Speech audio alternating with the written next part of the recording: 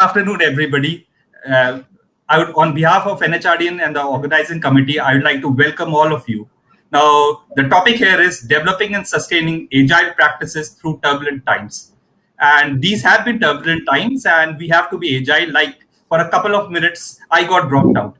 Now, if you see the last 12 months, there have been various fluctuations right from the economies. Nobody had anticipated what would have happened. We have had lockdowns. The oil prices actually once went to negative. That means virtually people were paying money to accept delivery to now it has gone up to 62. Stock markets in India went down to 25. They went up to 50, 53. Yeah, we are on. Yes, go ahead, Dr. Yogesh. We can hear you. Yeah, thank you. And so all the companies, they had to reorganize themselves over a period of time. Now, this was not possible if they had not adapted and adopted to the technology per se. Being agile becomes important. I remember a long time back, people said that not only do you need to be agile, you actually need to bulletproof yourself to sustain all what is happening. So the topic that we have today is from new normal to new future, is it the game? And some of the questions that we will be looking at are, how do we build and nurture an agile enterprise, sustain agile mindset and work culture for facilitating all stakeholders to flourish? What leadership styles are necessary for the success of agile practices? How do we measure the success of agile transformation processes and overcome antecedent challenges? So this is a very interesting topic, and we have a keynote speaker, Dr. Arvind Agarwal. So I'll now invite Dr. Sanjay Muthal to introduce Dr. Arvind Agarwal. They have been old friends and they know a lot of each other. Over to you, Dr. Sanjay Muthal, please.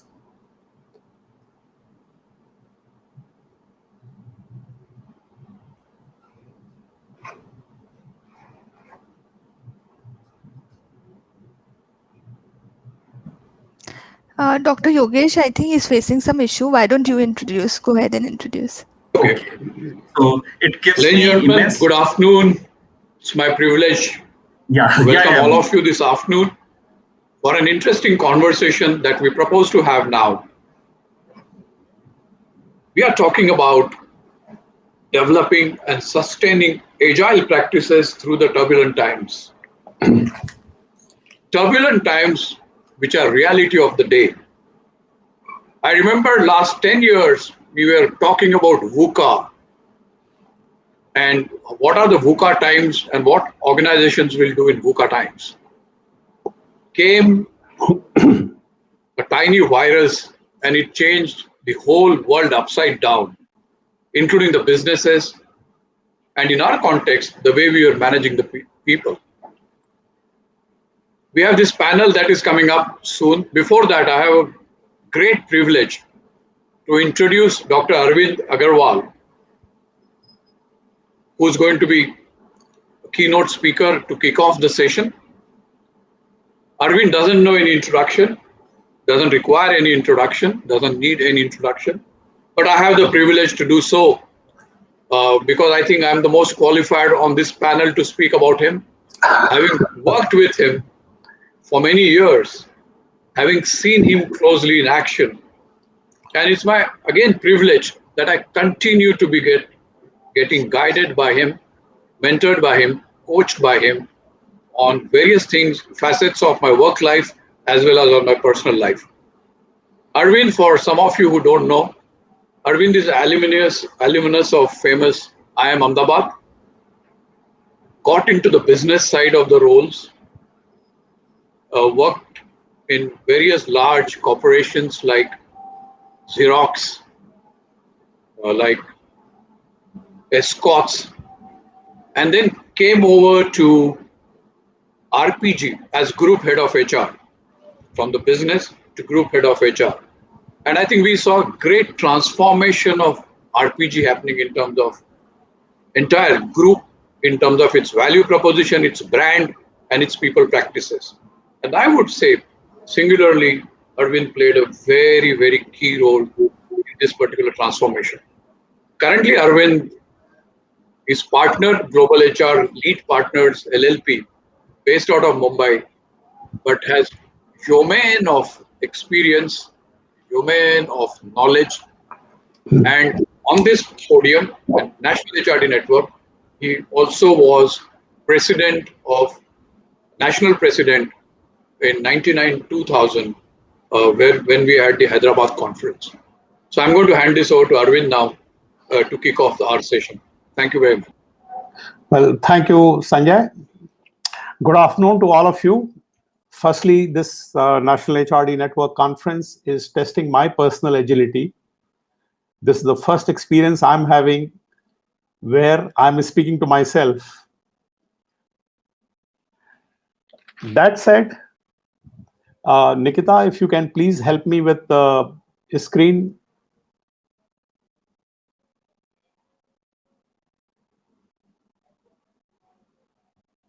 All right. So please go forward, Nikita. So while pandemic is new and it has hit us only during last 1 year, Charles Darwin, nearly 200 years ago, has told us that it's not the strongest of the species that survive, not the most intelligent, but the one most responsive to change. This has been his message nearly 200 years ago.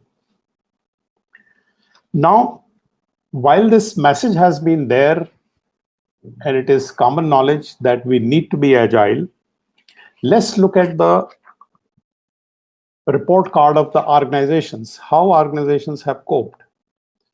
Go to the next slide, Nikita.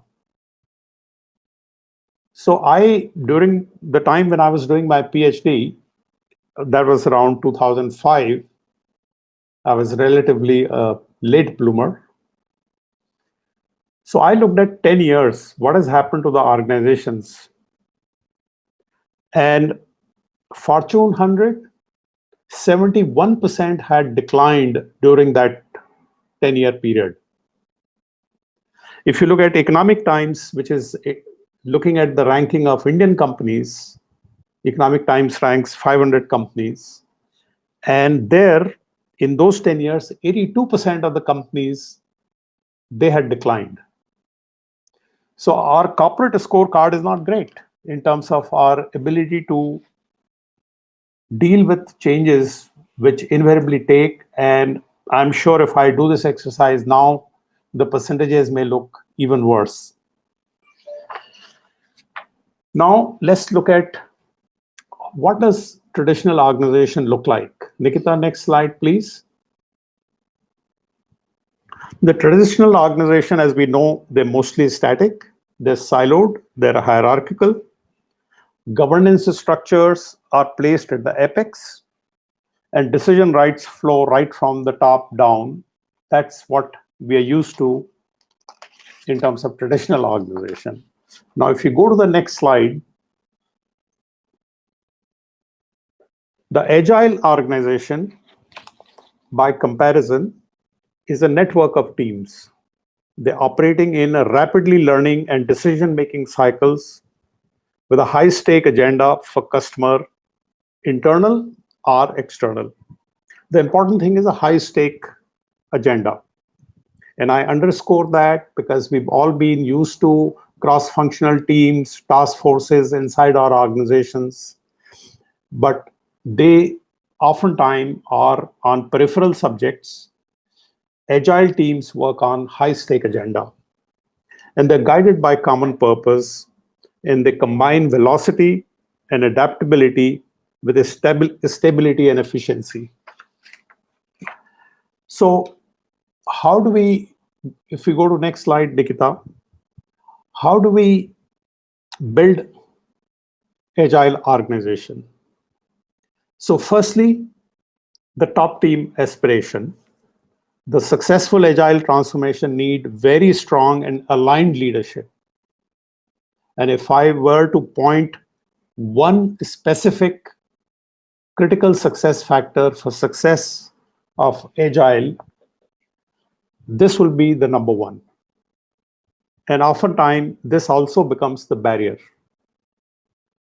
So a compelling, commonly understood, and jointly owned aspiration is very, very critical to the success.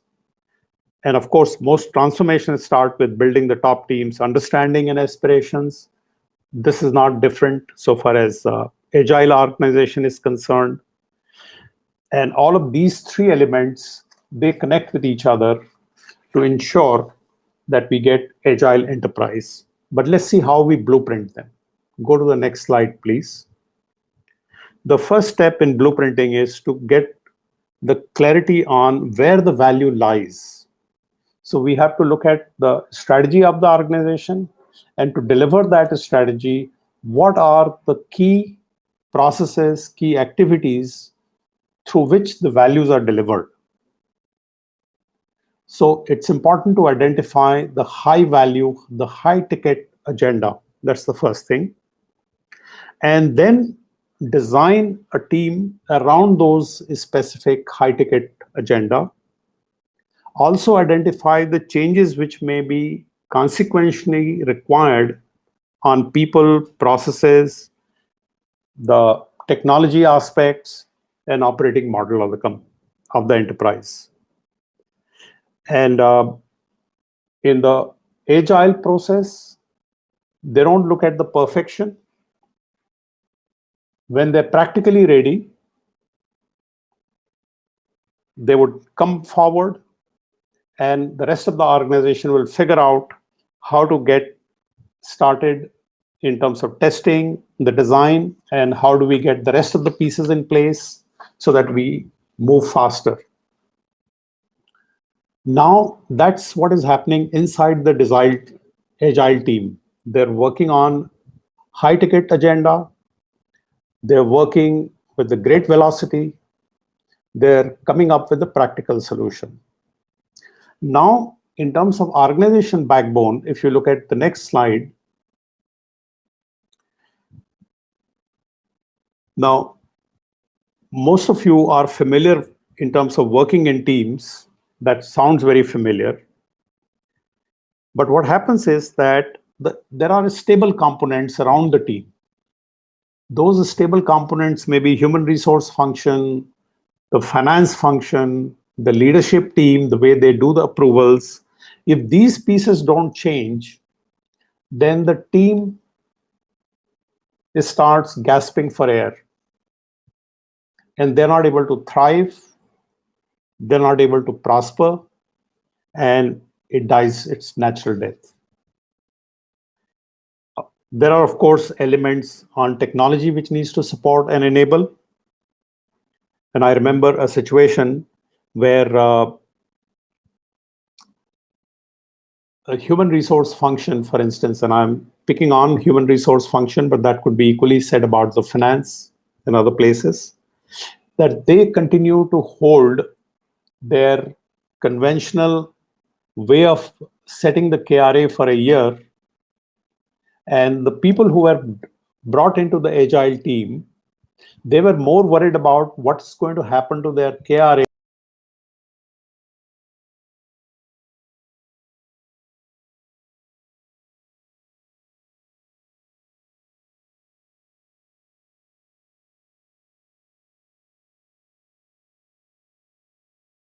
and give the recognition on that basis, rather than sticking to their normal hardwired KRA system.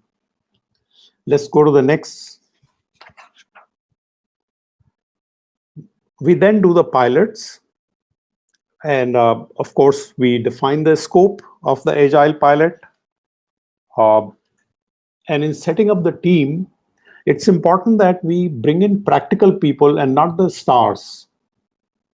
Oftentimes, when there is a agile team being set up, there is a tendency to look for stars. And the fact is that stars are far too busy on doing many other things as well. So their attention never is fully there in doing justice to the agile agenda.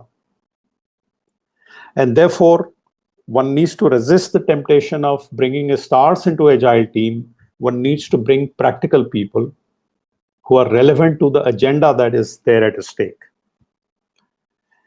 And of course, one does a normal thing in terms of a structure, workspace, facilities, and so on and so forth. And you also define the boundaries, and the boundaries should be guardrails, not the handcuffs. They should have reasonable freedom to innovate inside those boundaries. Now we look at the operating culture. If you go to the next slide, Nikita. The culture within the agile teams and also in the ecosystem around it, both are very important. And this is where there is a need for right balance between efficiency, which requires hardwiring and centralization, and innovation, which requires freedom and flexibility. And agile is a mindset. And without this mindset, you may fix up a whole lot of other things, but it will not deliver the desired result.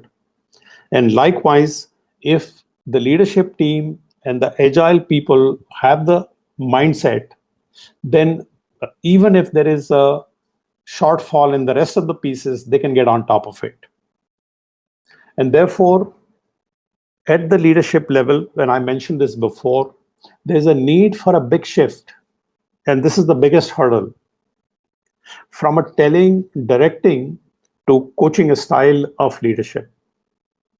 And in all my engagements and years of experience that I've had working with agile teams, this is the most difficult one. Because leadership team invariably have an assumption that they know how to do it and they're doing it the right way. The change and transformation is for everybody else. And that becomes the biggest block. If you go to the next slide, we then need to accelerate the capability in terms of scaling up. And that is scaling up may require new behavior, new mindset. And oftentimes when you are on the move, you come across some extraordinary situation where you have to take tough decision. I remember in one organization, there was a new manufacturing chief hired, and this manufacturing chief was a very successful person, and he had a style of his own. And when he came on board, within few weeks, he started talking about the agile teams which we had set up as to what is this going on. This is not the way it should be run. And he wanted to start changing things around. He was counseled, he was educated as to how the whole process is going to take shape. He was given a second chance, but in the end, we had to ask him to leave, unfortunately, because he was not prepared to change his leadership style. His mindset was very fixated based on his own past success. And therefore, right across the organization, people need to be brought on board as to what is the new behavior that is required, what new capabilities are required, what new skills are required. This requires massive organization-wide initiative to make sure that supporting environment is there for agile teams. If you go to the next slide, there are a number of different ways. A lot of new startups, they are born agile, particularly in technology sector, and their operating model is very much agile. Also, there are organizations which apply it on a comprehensive way across the organization. And there are third approaches, which is stepwise. They would set up pilot, they would then go to the second one, third one, and stepwise they would move forward. My experience has been more on stepwise. And of course, there are emergent, where people from underneath may emerge as agile teams, and they could thrive as well in a supportive environment. So if I come to summarize in my last slide, agile people are empowered, the cross-functional team, they're working on a strategic agenda, not on peripheral subject. They have high stake with customer, either the internal customer or external customer, and they're fully supported by support functions as well as the leadership team displaying coaching style. And it is transformational, particularly if you scale it up to cover larger part of the organization. And finally,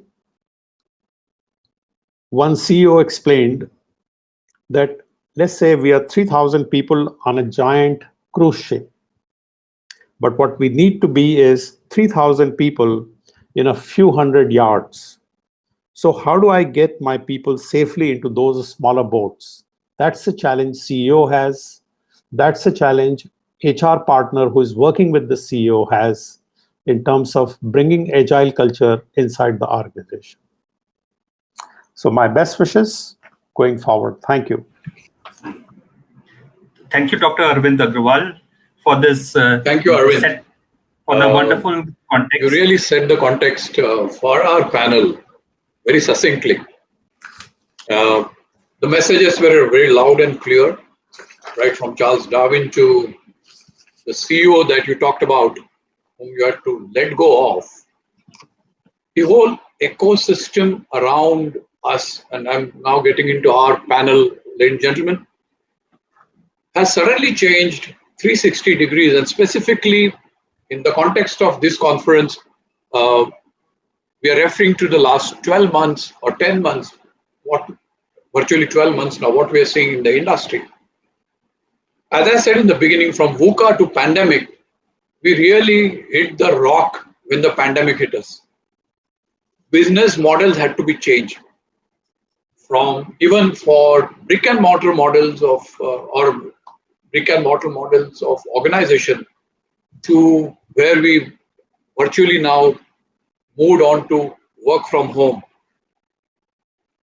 So from physical to virtual, and now we are saying it will be a hybrid model of governance as we walk into the post-pandemic. And I don't know whether pandemic is behind us even today.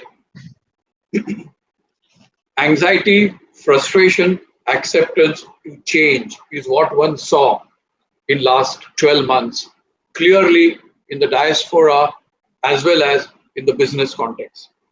Yesterday I was listening to Mr. H.P. Singhania, and he used word for the businesses from the survive mode to revive mode to thrive mode. In survive mode, we saw this anxiety, frustration, emergency measures being put in place. In the revive mode, we saw the business plans, revival being put in place. Recalibrating workplace continuously was happening in these 12 months in terms of physical, in terms of digital, and in terms of your value proposition. To now, if we are looking at thriving mode, are we looking at again coming back to the real world in terms of recalibrating our budgets, looking at the hybrid model of go to work? And one very, very significant leadership change that happened and is happening was empowerment. And I think agility is about empowerment.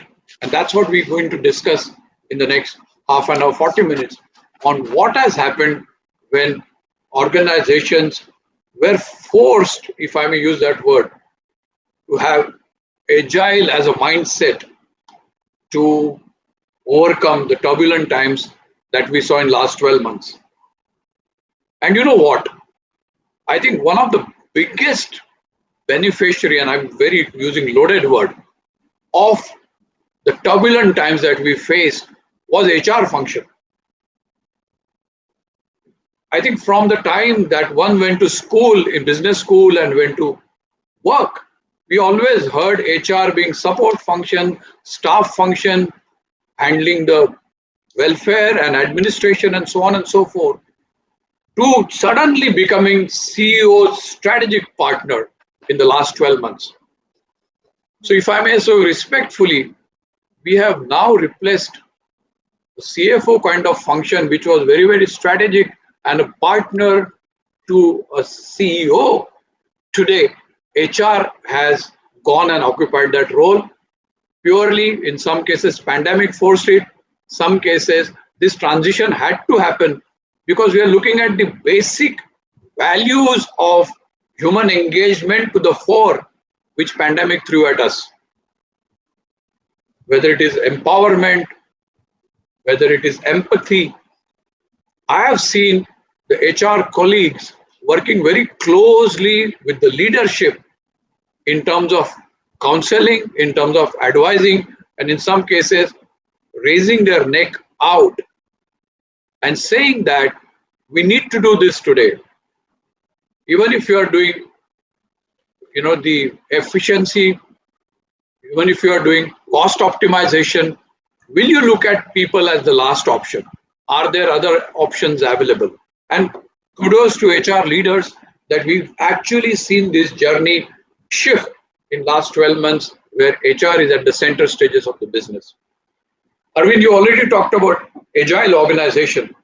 And we know organizations which are quick in responding to changes at marketplace and environment are the HR organization. They develop and deliver product and provide value to the customers and stakeholders quickly and alike. I think one of the most important facet of agile organization is non-hierarchical teams. Teams are empowered to take decisions and deliver. And I think that's a very big change, which Arvind also talked about, whether leadership will have to unlearn in terms of giving away that power to the teams. And I think there is a challenge there, where again, HR leader will play a very, very crucial role in terms of helping CEO and leadership embrace that change in terms of giving away to the teams to become more agile and deliver at marketplace. Outcomes are becoming important more than the outputs. And therefore, 3 pillars of agility for me has been continuous communication, collaboration, and transparency. Ladies and gentlemen, I have 3 very esteemed panelists today whom are going to share their experiences around agility, especially in the context of the turbulence that one saw and one continues to see. There are 2 practitioners who are working in the industry today. They are industry leaders. And I have one very senior consultant who does global consulting assignments based out of Singapore. Ross Swan, who is our consultant friend, who is on this panel today. We have Smita Saha, who is a Middle East, Africa, and Asia Pac HR lead for AstraZeneca. And we have Roshni, who leads the HR agenda for L'Oreal. So FMCG, pharma, and a great global consultant is the panel which I'm extremely excited to talk to. So as we open this for the panel, I'm going to ask my colleagues on the panel to make their initial thoughts. As we go ahead, after the initial thoughts, I have few questions to ask of them, and then we'll open it to the audience to log in with their questions, which I think Yogesh is going to help us to enlist and ask few of those questions from the panelists. We are extremely cognizant of the time, and therefore I'm going to request my co-panelists to just adhere to the time, make your opening remarks in next 3 to 4 minutes per panelist. So may I start with Smita to kick off our deliberations of the afternoon. Over to you, Smita. Thank you, Sanjay. I hope I'm audible. Yeah. So, Sanjay, I thank you for this very, very interesting and very topical conversation. And what I like is that it's a real issue. It's not theoretical. It's what we are dealing with, what we are living with, and the changes that we are seeing. And I'm hoping that what we learn from each other and we learn from the audience, we take back and it's immediately implementable back at the work. So there are many reflections which, Dr. Agarwal has commented upon, and even yourself for that matter. When you have talked about empowerment, when you have talked about reworking the organization itself, So what I would like to do is give a small example of how the organizations have been experiencing the pandemic and what has happened. So, similar to a lot of other organizations where I work, we also had this whole transformation journey. The interesting thing is, I think every organization had set up on this journey of, we need to be prepared for the future, we need to do things differently. And it was like a project on the side. And suddenly it became center stage. It was almost like we brought it out from a project mode into live mode, and then we all learned how to do it together. So to me, first of all, that is a big thing. Second is that, and I think that was the benefit that as an organization we had, is that this was not something we invented during the pandemic, but it was a journey which accelerated tremendously in this period of time. Basic things like how do you connect with a customer, how do you ensure business continuity, and couple of very key lessons we learned is actually getting to the core of what we are trying to deliver. What is the business that you are in? What are those critical aspects that you keep in mind? What is it that your customer is looking for, and how best you can keep that continuity and innovation alive? And once you have actually drilled it down to focused attention on what is important, I think it takes away a lot of the frills and thrills that we used to probably keep ourselves with, and all that goes away, and you become really business centric. HR business partnering gets really comes alive. It is the most important thing, because the job that the HR person did was actually to ensure that business continuity was there and the business was thriving and your employees were well looked after and they were absolutely focused. This was also a time where, and I draw upon some of the comments that Dr. Agarwal spoke of earlier about HR policies versus the organization. And I totally agree. I actually think take it a bit above that. And I say the culture of the organization itself. Do you have a culture which enables people to think in their role as if they were the most important person and they are making the biggest difference to their customers? You'd call it empowerment, and I would say accountability as well.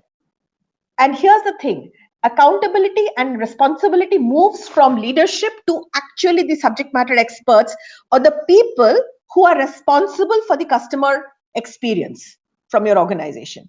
And that's such a different way of thinking, working, organizing yourself than in a more traditional environment that we used to probably have in the past. And yes, and from there, of course, your HR practices and everything changes. What are those behaviors and cultural levers that are becoming more and more important? The bit about learning and relearning and unlearning, about even from an HR practices perspective, how do you support that? How do you measure that? How do you reward them? How do you make sure that you are not rewarding people? And I really love that example that, Dr. Agarwal said that, your practices, if they're archaic, you won't be able to support an agile organization.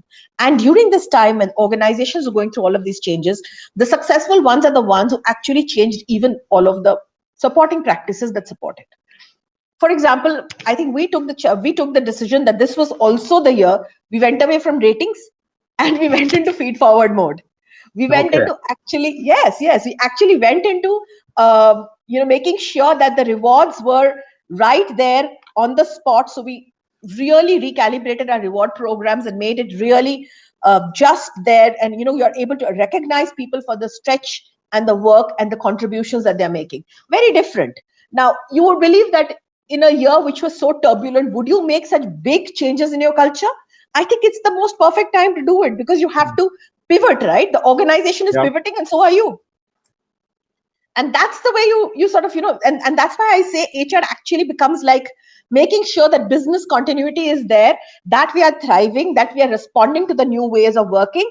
And that's not just the business means the people. At the end of the day, the people build the strategy and take your products and services to the customer. So it's the people aspect that really takes center stage.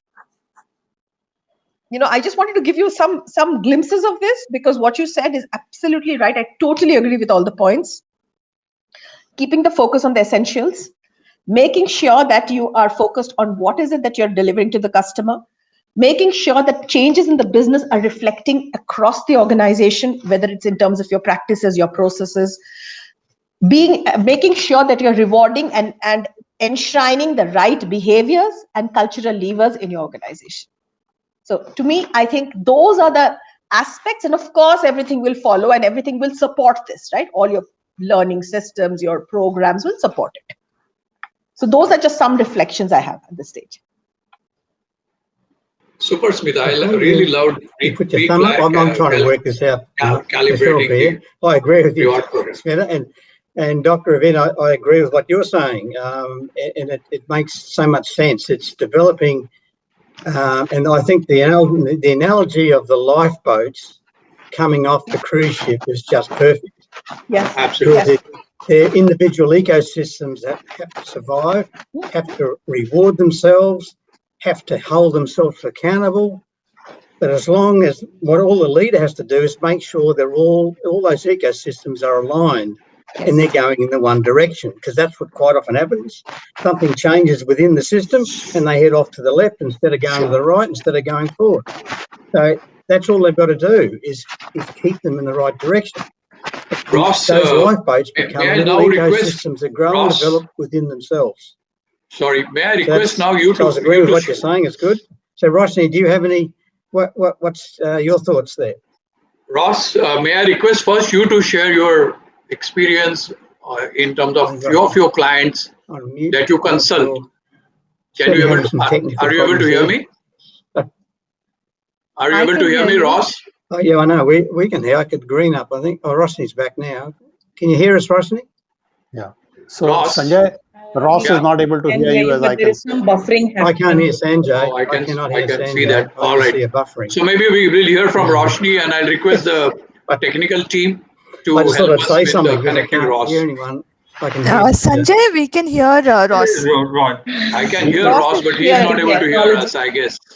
No, he can hear us. He can hear us. I think. Ross, can you hear us? Say yes. No. Ross, can you hear us? No. Sanjay, there is a problem between you and Ross connection. All right. So I'm able to hear you. I'm able to hear Ross. I'm able to hear Roshni, Smita. No problem. Okay. Yeah. So I'll request Roshni to everyone apart from Sanjay. He's just a buffering face on the screen. Okay. All right. So Roshni, over to you. All right, thank you. All right, thank you. Thank you, Sanjay. And I think it's been a wonderful connecting with all of you over past 45 minutes, listening all the thoughts. There is always, we keep saying that, never waste a crisis. And I can literally see that how NHRD has really put this whole important piece together, which is absolutely topical today, and we all are talking about it.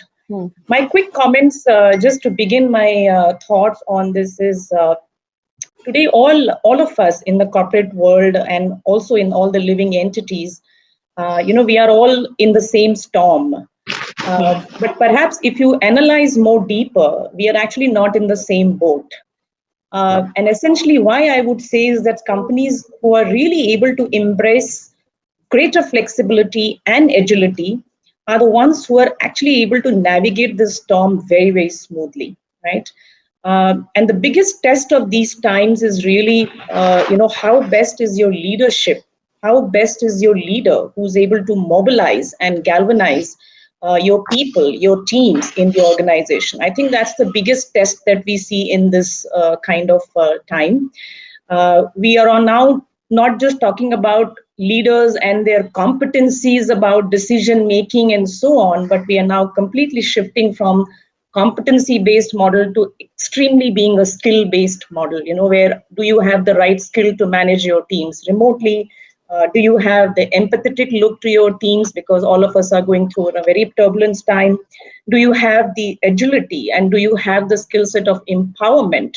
Do you have the ability to manage virtual meetings, the whole satellite way of doing? So I think the leadership has extremely pivoted to a very new skill sets that we are talking about in these times, which are definitely here to stay.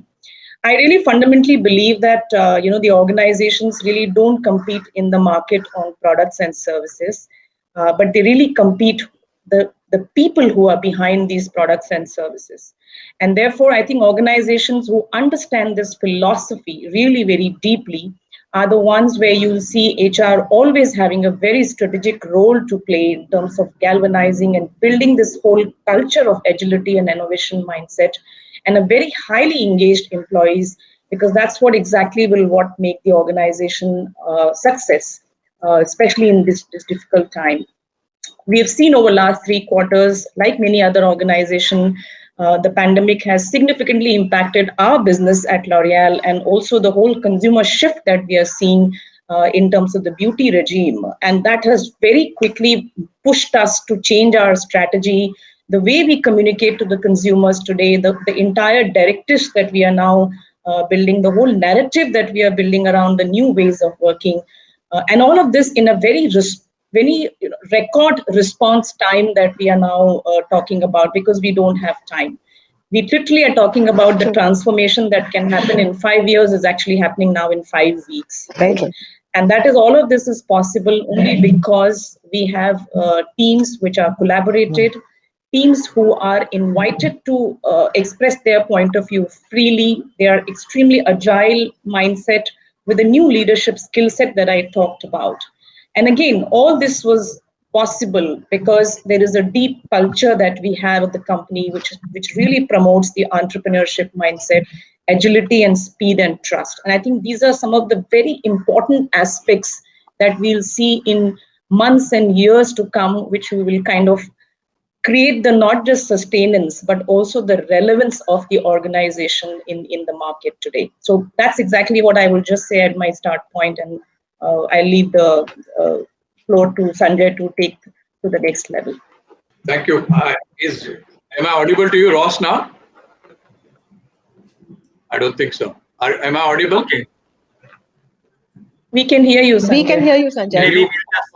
Can you pass Yeah, on I my... can't. So, Sanjay, if you need to ask me anything, ask Smita to relay the message on, because I can't. That's what I'm doing. Smita, will you ask him to give us few examples or insights? Yes, I will do that. From a few of his clients that he has now encountered in the pandemic. Yes, Ross, it would be good to hear from you some of the examples that you have encountered amongst your clients about how they have responded to the pandemic, and how they have pivoted their organizations. Well, it's interesting. I was thinking of an example today, actually, before I come on. There's one of my clients, given the situation, I guess the COVID situation, they operate globally, and they can operate remotely more easily than some businesses, which is an advantage. But he's working on trying to develop the ecosystems where people do things for themselves a lot more and don't keep coming back to the centre point. Because business in the past has been reactionary. A lot of just basically business is reactionary. Something happens, we react. That's why we have thousands of procedures and policies. When this happens, we do this. And he's trying to get away from that, but changing the mindset of some people, particularly in certain cultures where they require the hierarchy to deliver the message, then they go out forth and do whatever they need to do. But in this particular example, they would come back to him with questions like, I think we need more resources. He'd say, why do you ask that, right? So in other words, I'm not going to react to what you're saying about resources. I want you to put up a message to say, well, we need it because of the time, we're getting extra workload, etc., etc. Then you throw back a question, are you actually maximising, in your leadership, are you actually maximising the capacity of each individual here? Absolutely, yeah. In other words, are you leading properly, or are you just telling people they're only working at 60% pace because you're not leading as well? So he's trying to do this by asking the questions, which holds, it's putting back the accountability back to the team leaders, etc., rather than keep coming back to him to make the sanctimonious decision of what to do next. And I think that's some of it. It comes back to the leadership in this fact that they've got to just be non-reactionary anymore. They've got to be proactive to develop people, to create and grow the ecosystem. Right, and I got a friend was telling me an example. To me, it's like taking the fish tank outside and making a pond, because outside Mother Nature provides the ecosystem. Inside in the fish tank, you have to do it. So that's the difference. So you're moving it out there where it just grows. Things end up appearing in the pond because nature takes over the ecosystem. and it looks after itself. And that's what leadership's got to do. They're just there to make sure that all the lifeboats are going in the same direction.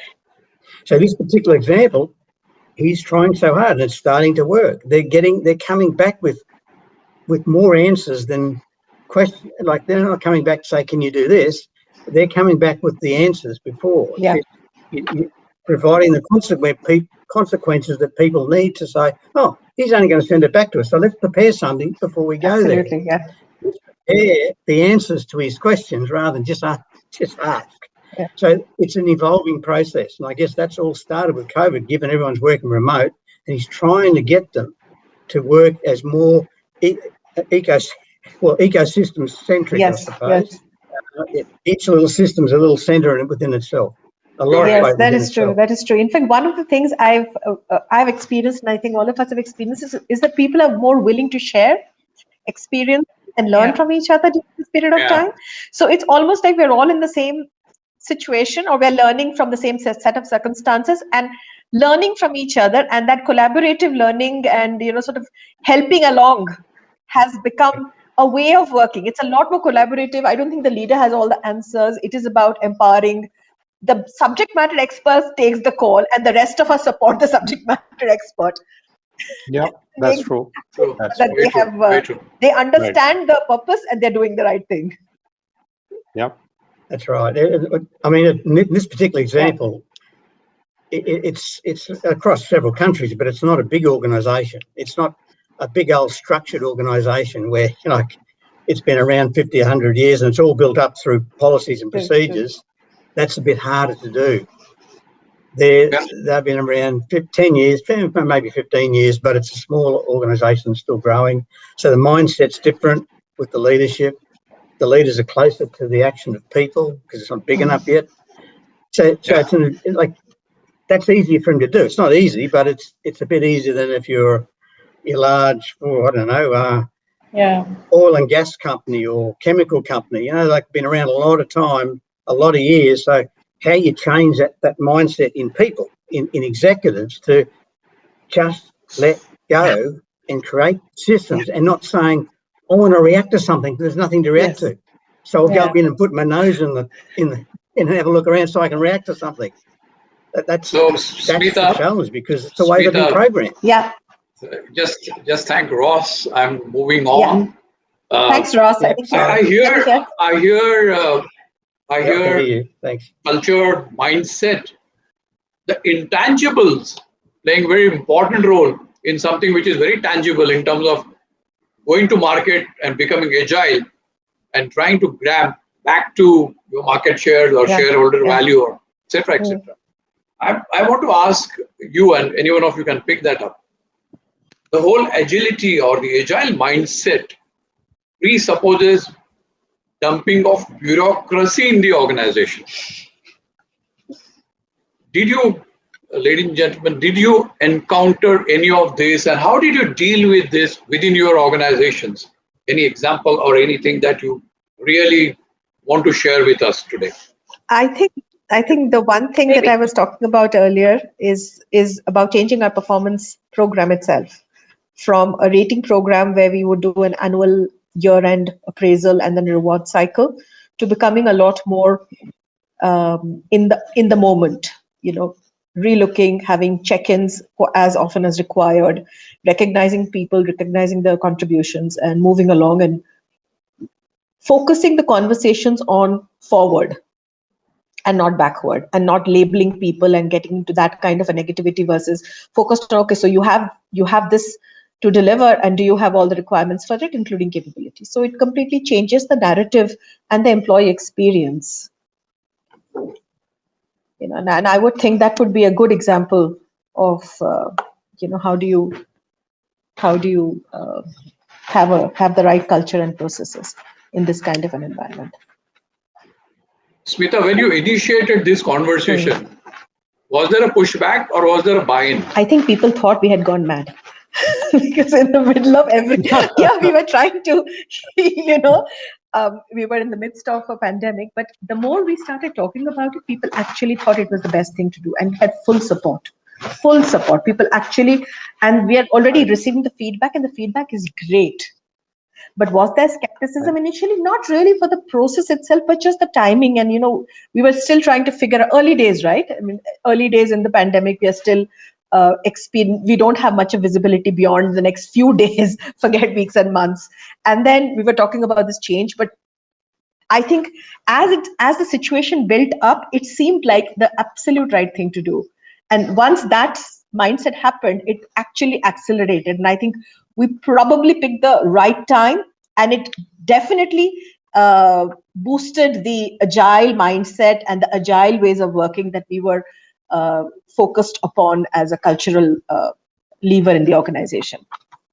At the end of the day, we are an innovation-driven company, right? We have to have that redistribution of authority, responsibility, re-looking at the way we deliver, re-looking at how we organize ourselves, and how we give feed forward, how we recognize each other. So it actually fitted in beautifully with the situation. What a beautiful example, Smita. Thank you so much for sharing, because I think clearly shows that HR can exactly be there, add that value, and demonstrate. And I think demonstration was something that I really captured from your experience. Roshni, anything you want to say in this? In most crisis situation, the leadership tendency is to start centralizing the decision-making process, because this is exactly what you want to do. You want to get, away with all the hurdles and so on. We started this campaign called Freedom Within the Frame. And this is where I think leaders were pushed to articulate their overall frame, but don't get into actionizing, and also don't get into implementable aspects, and leave people to come up with their own ideas. What this really helped is empowering people and pushing them to take decisions and pushing them to manage things. Because a lot of time these people are closer to the market, they are closer to their clients, and therefore they are the best one to really come up with the ideas, and what will work best in one state may not work in the different states, and so on. I think that was pretty successful as a campaign that we ran. The second one that we did, just to kind of remove this whole leadership centralizing mindset, was teams are the new heroes. So that was the second campaign that we ran, where we asked people to collaborate with each other and kind of make sure that there is a sort of an hackathon model that we are following on any kind of project that we are doing, where people are coming together, ideating, contributing, and co-creating. I think that also makes a lot of difference when you are driving the change management in the organization, to have a very participative way of doing your co-creation strategy and so on. And I think that really helped.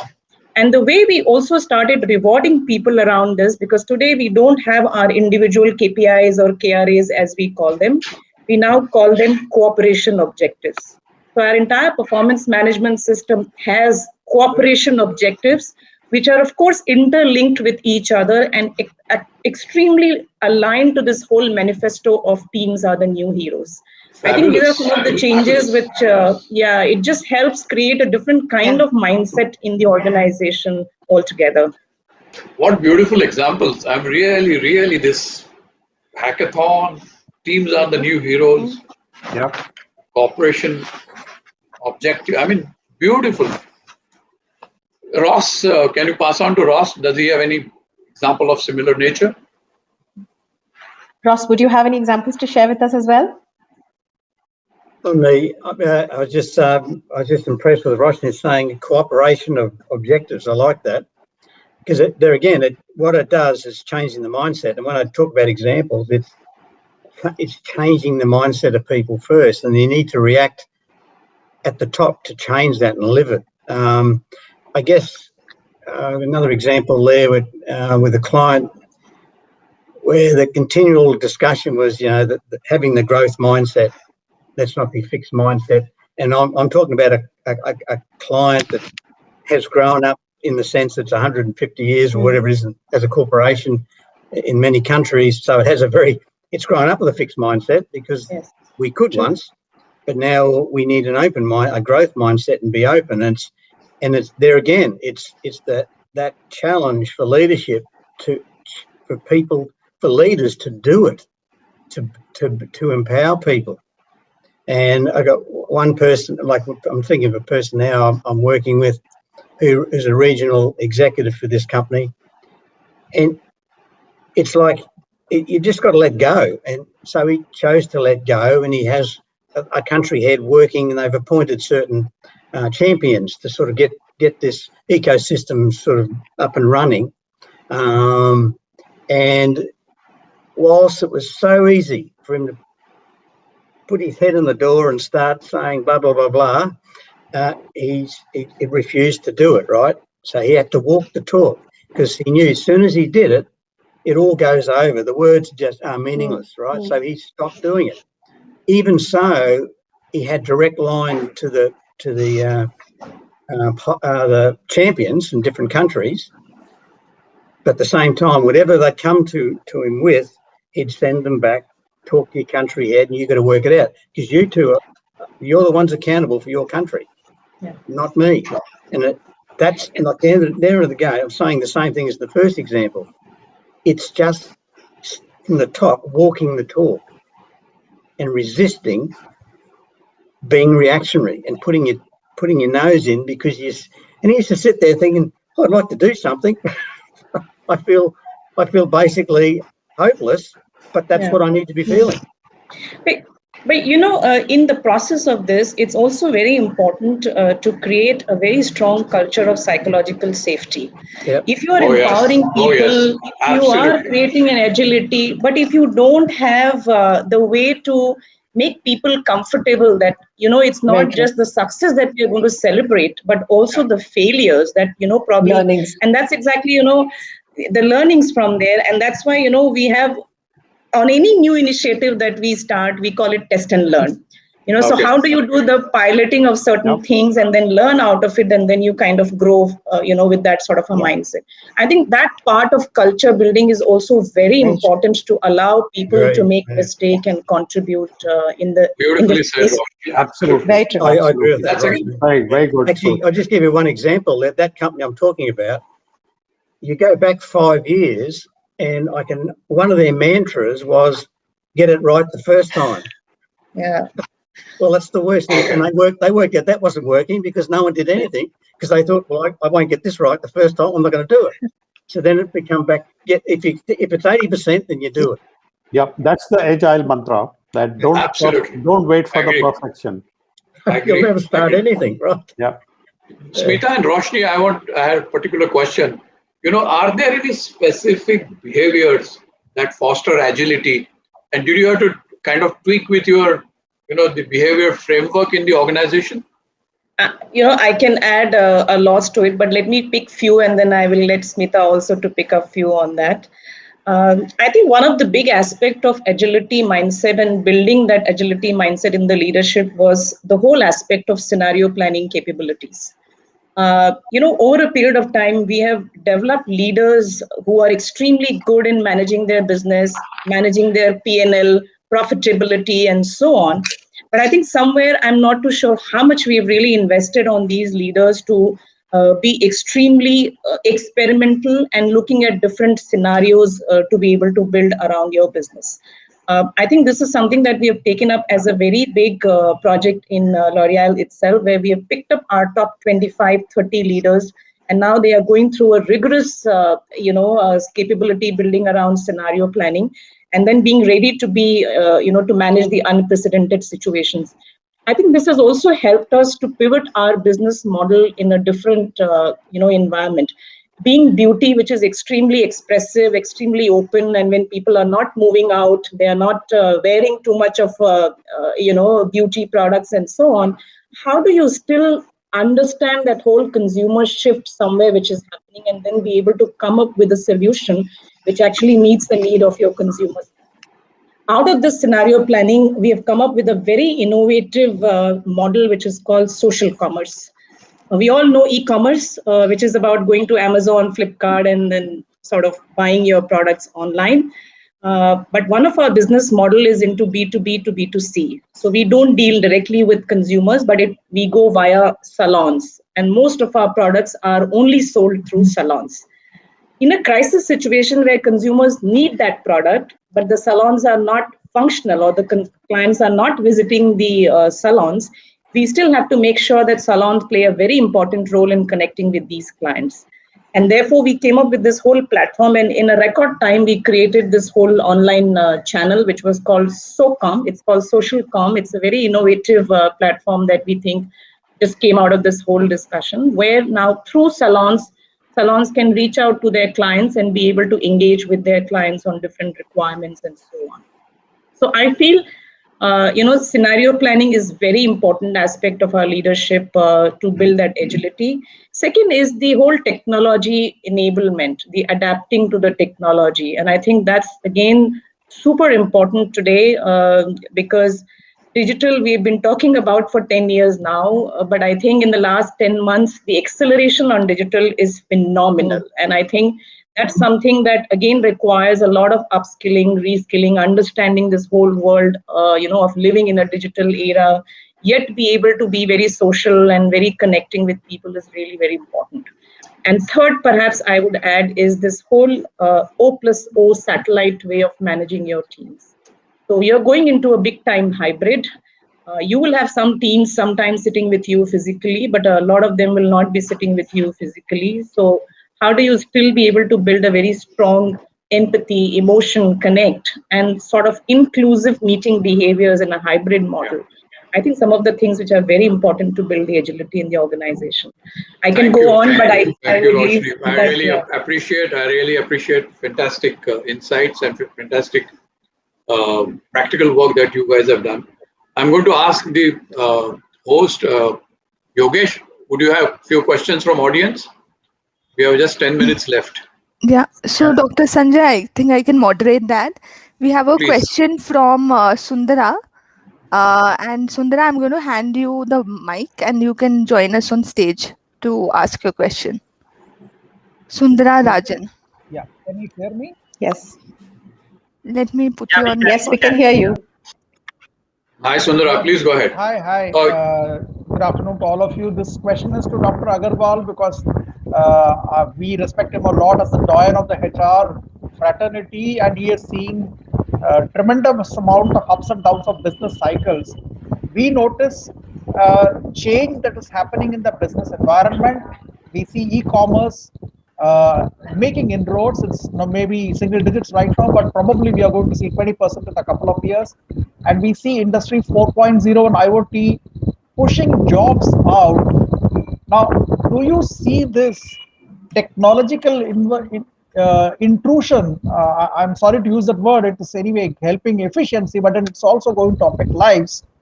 Create a new round of challenge for the HR professionals in the industry. And how do you see, Dr. Arvind Agarwal, how do you see that HR fraternity should handle this? Well, very, very real question. Thank you very much for raising this. As HR, and that is true of all profession, we need to embrace technology rather than seeing it as an intrusion. We need to experience it as enabler. If we are smart enough, we would use technology to connect with people much more than we've ever done before. That's the power of technology. How do we give people consumer-like experience where each individual can be seen as center of the entire experience that she is having in the organization? Without technology, that was not possible. So this is one part of it that is related to HR processes. The second stark reality which is facing us, and that is around job losses. Because technology can also ensure that things can be produced, services can be delivered with much less people. How do we deal with this issue is still a big question in front of an HR fraternity and for the entire leadership as such. I don't have an answer, but this is what we are facing today. Millions have lost their jobs, and the fact is that even those who have cannot be guaranteed a security which people in my generation lived with. Thank you for the candid answer, Dr. Agarwal. Nikita, one more question, please. Yeah, thanks, Sundara. I'll remove you from the stage. We don't have anyone else who has asked a question, so I'll just give it a minute. If anyone wants to ask a question, you can raise your hand or you can type your questions on the chat window. We'll just give it a minute.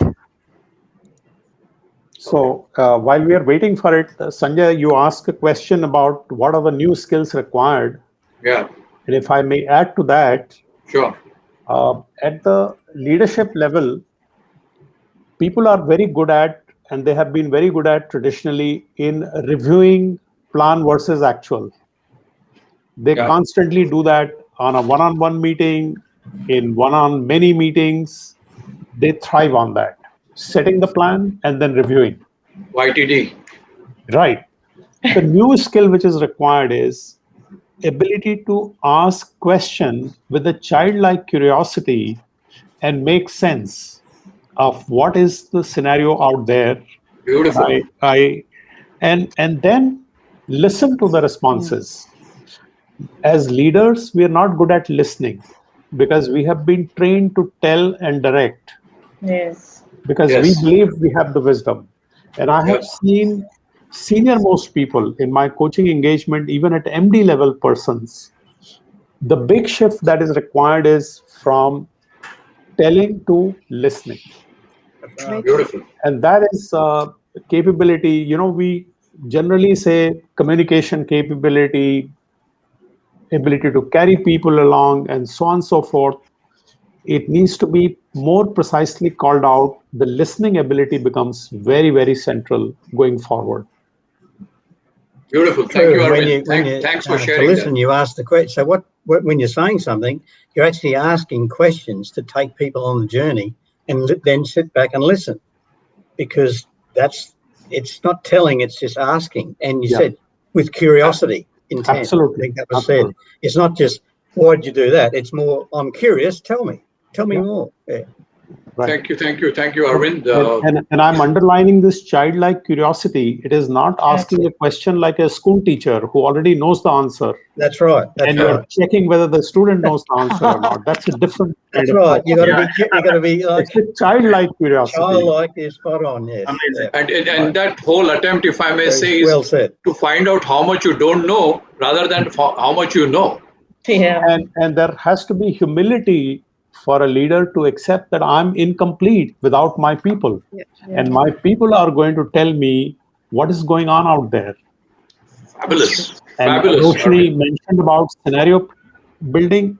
You know, so scenario building is after you give people a chance to tell you what's really going on. Yes. Thank you very much, Arvind. Really good insights. Fabulous. Childlike curiosity has really taken me by. I'm just thinking in terms of how CEOs today just become teachers than becoming inquisitive like a child. Absolutely. Beautiful. Beautiful example. Do we have any questions, or otherwise I'd like to end it? We have one question, but I'm also being mindful of the time since we'll start the awards at 2:30. Would you want to take that, or would you want to wrap up? We will wrap up in that case. So it's my privilege to thank all the three panelists and Arvind for beautiful insights. I think what this panel actually led me and led all of us to first capture the real-time insights. We were not 30,000 feet like. We were actually go it and apply it tomorrow. Workmen like initiatives to apply in your own backyards. Most of the time, what I learned, most of the time we see that in the panels we have insights, but many of them become difficult to go and apply. But I think the panel today threw lots of here and now applications to the way we are working in our workplaces. Commonality of all that I've found, a common thread was in the culture that needs to shift, leadership behavior that needs to change, become more curious like child, as Arvind said. And I think human values have come to the fore than ever before. They were always there, but they came to the fore as we are embracing this new agility as the mindset to govern our future in terms of our business model. And I want to end by thanking all my three panelists and of course Arvind by quoting Gary Hamel, who said, "Can we move from bureaucracy to humanocracy?" Human values are at the center stage of every organization's nucleus. They were always, but the pandemic really brought them to the center of every business. Right. And I think all of us can put our efforts in ensuring that we nurture that, because that's the only competitive advantage you have when you go to market. And if you are able to do that, I think we have won our business challenge. We have won our own war, if I may use that word. And I think all this will only lead to creating better shareholders' value and also keep people engaged, motivated at workplace. So, ladies and gentlemen, as I sign off, I want to thank all of you for being patient. We have had technology challenges, but you have been very, very kind and considerate to us. So thanks for being with us. I really enjoyed coordinating this session, and I thank all the panelists and of course National HRD Network for giving us the opportunity this afternoon to talk to all of you. Thank you very much. Right. Bye-bye. That's now. Thank you, Sanjay, for Stay safe. anchoring the session. Really appreciate it. Thank you. Stay safe. Thank you. Thank you. Everybody. Thanks, Bye-bye. everyone. Thank you, so much. everyone, and bye-bye. Thank you. Thank you. Thank you, everyone. Bye. Thanks, everybody. Bye. Thank you, everybody. Thanks to Ross. And Smita, please thank you, conclude. everybody. Especially thank you, Dr. Sanjay Muthali. You have thanked everybody. Thank you. It's an amazingly well-moderated session. We are finishing right on time. Amazing insights. On behalf of National HRD Network, I'd like to thank all of you. A wonderful session. Enjoy your lunch, and we will meet for the award ceremony. Thank you very much. Thank you. Have a great Bye. Thanks to all eminent speakers. Thank you.